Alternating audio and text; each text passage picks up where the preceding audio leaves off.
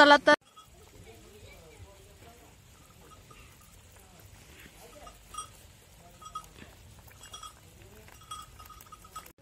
नमस्कार मित्रांनो, पुन्हा एकदा रेसिपी व्हिडिओ मध्ये स्वागत आहे।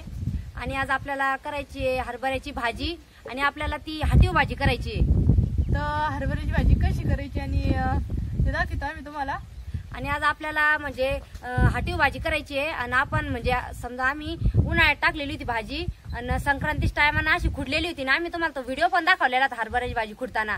तर आम्ही ते म्हणजे ती भाजी खुडून आणि चोळून सगळी हे करून व्यवस्थित नीट करून आणि भरून ठेवलेली होती आणि आता ती आम्ही बनवणार आहे।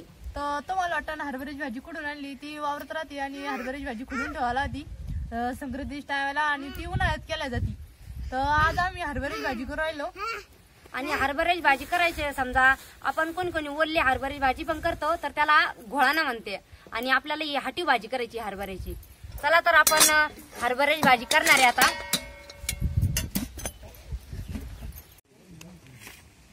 चला तर आता आपल्याला हरभऱ्याची भाजीसाठी काय काय लागते ते पाहू राहिलो आपण। आणि तर आता ताई सांगू राहिल्या भाजीसाठी काय काय घेतलेलं आहे। तर हे पहा, आता आपण घेतलेलं याच्यात लसूण 2-3 कांड्या मस्त सोलून घेतलेल्या आपण हे लसूण आणि 5-6 बुटकाय चिंचाचे आणि शेंगदाणे आपल्याला भाजून घ्यायचे व्यवस्थित। मी आता कढई ठेवलेली आहे चुलीवर तापायला मस्त। आणि हे मिरच्या आहे आणि मीठ घेतलेले आणि जिरे घेतलेले आणि वाटीत थोडंसं डाळीचं पीठ घेतलेलं एवढं थोडंसंच घेतलेलं, जास्त नाही घेतलेलं मी, एक छोटा चमचाभर।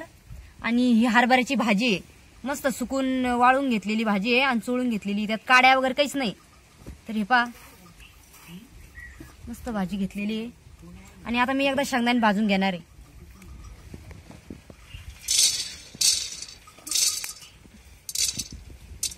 तर आता मी पाटीवर मसाला वाटून घेऊ राहिले आणि 1 नंबर टाकायचे राहते जिरे आणि मिरची।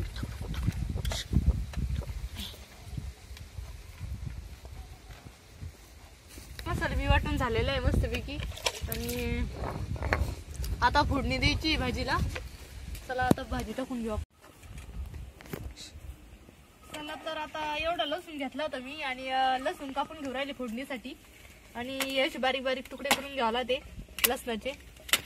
हे बघा मी आता लसूण एकदम बारीक करू राहिले आणि फोडणीला जर किती मोठा लसूण टाकला ना एकदम भारी भाजी लागते हरभऱ्याची। आणि हरभऱ्याची भाजी आणि बाजरीची भाकर एकदम भारी लागते, टेस्टी खायला। असं लसूण बारीक करून घ्यायला होतो। चला तर आता मी भाजी फोडणीला टाकणार आहे आणि आता सुरुवातीला मी कढई चांगली तापलेली आणि याच्यात तेल टाकणार आहे मी आता।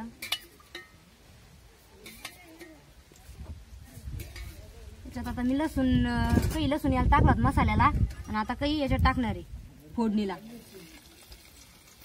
आता आपल्याकडं नाहीये बरं का हे पितळाची पळी वगैरे, नाही तर पहिल्या लोकांकडे काय राहायचं पितळाची पळी राहायची आणि मग ते ना याच्यात तेल टाकून आणि लसूण ते आणि त्याची फोडणी द्यायची।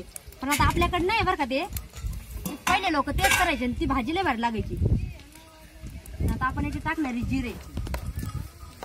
जिरे टाकले मी आता। हे बघा लसूण पण मस्त लाल झालेला आहे,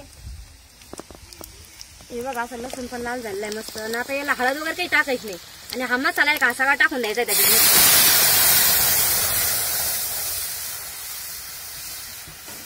मसाला टाकून दिला मी आता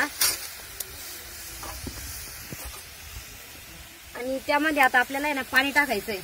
आपल्याला जेवढी भाजी करायची का तेवढं आपण पाणी टाकून घेऊ त्याच्यामध्ये।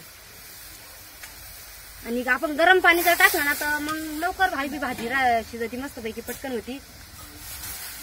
मी थोडंसं गरम पाणी करून घेतलेलं होतं आधीच। तर हे बघा मी एवढं पाणी टाकलेलं आहे आता याच्यात। आणि म्हणजे घट्ट नाही करायची आपल्याला, एकदम पातळ करायची, कारण त्याच्यात आपल्याला आहे ना डाळीचं पीठ पण टाकायचंय। डाळीचं पीठ आहे ना भाजी जास्त घट्ट होते, त्याच्यामुळे मी शेंगदाणे थोडेच घातलेले। आणि हे बघा या चिंचा आपण सोलून घेतल्या होत्या ना, या चिंचुके वगैरे काहीच काढायचे नाही त्याचे, तशाच टाकून द्यायच्या म्हणजे मग त्याच्यात आहे ना चांगले होते। ते भिजवायच्या नाही किंवा त्याचे चिंचुके नाही काढायचे, काहीच नाही। चला तर आता आपल्या पाण्याला उकळी येईपर्यंत आपल्याला काय करायचंय, हरभऱ्याची भाजी गेले ना ती आपल्याला या डाळीच्या पिठात मिक्स करून घ्यायची। आपण एवढं डाळीचं पीठ घेतलं होतं आणि याच्यामध्ये मिक्स करून घेऊ राहिलो, असं मिक्स करून घ्यायला त्याच्यामध्ये। आणि म्हणजे भाजीला चांगली उकळी आली का आणि नंतर भाजी टाकावं लागते. ह्यात सगळी एकदम मिक्स करून घाला ती. आणि भाजी मस्त हाटीव भाजीवानीच होती. तर याची आम्ही भाजी टाकू राहिलो आता.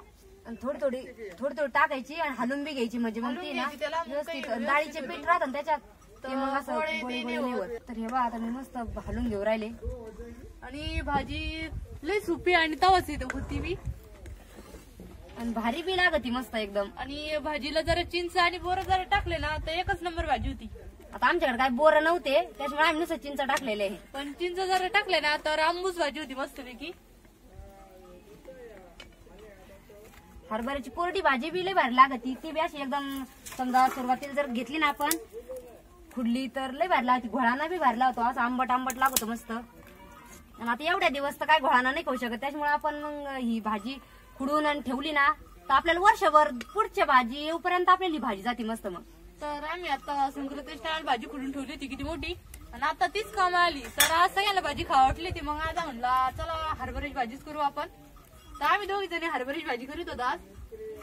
पहा आता आमची भाजी मस्त उकळी बी आली भाजीला आणि आता 2च मिनिटात ती शिजून जाईल मस्त आणि खाली काढून घ्यायची आम्हाला. तर या सगळेजण तुम्ही भाजी खायला मस्त.